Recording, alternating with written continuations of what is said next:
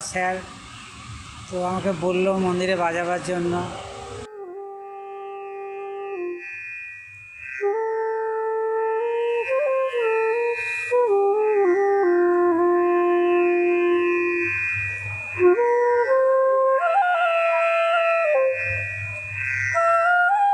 আমি ছোটোবেলায় ব্রতচারী করতাম।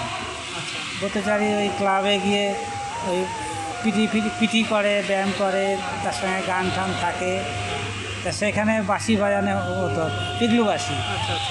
হ্যাঁ, বিভিন্ন ব্যান্ডের সাথে ওই বাঁশি তখন দিয়েছিল। তারপরে এটার প্রতি ন্যাকে আসলো।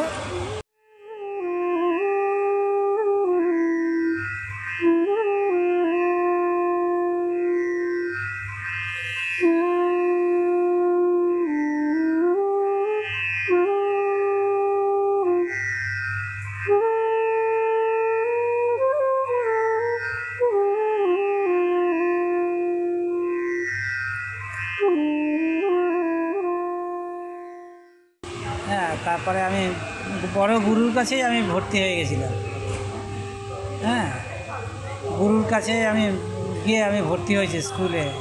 গুরুর কাছে শিক্ষা নিয়েছি প্রথম থেকে। আমার 2-3 জন গুরু আছে, মণি বিশ্বাস, হিমাংশু বিশ্বাস, তারপরে শক্তিনাথ, আরও জায়গায় আমি অনেক জায়গায় ছুটেছি। কিন্তু প্রথম গুরুর কাছে 8 বছর মতো শিখেছি। তারপরে গুরুর কাছেও গেছি, সেখানেও অনেক দিন ছিলাম।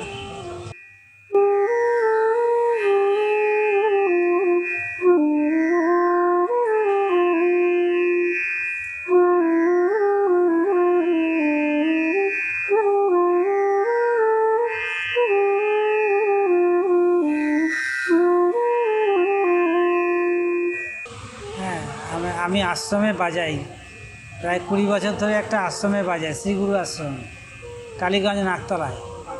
এই আশ্রমে আমি 20 বছর ধরে বাজাই।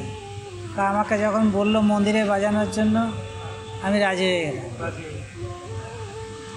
আমার এটা খুব ভালো লাগে, মানে ভগবানের ওখানে বাজাতেই বেশি ভালো লাগে, ওই জন্য আমি রাজি হয়ে গেলাম।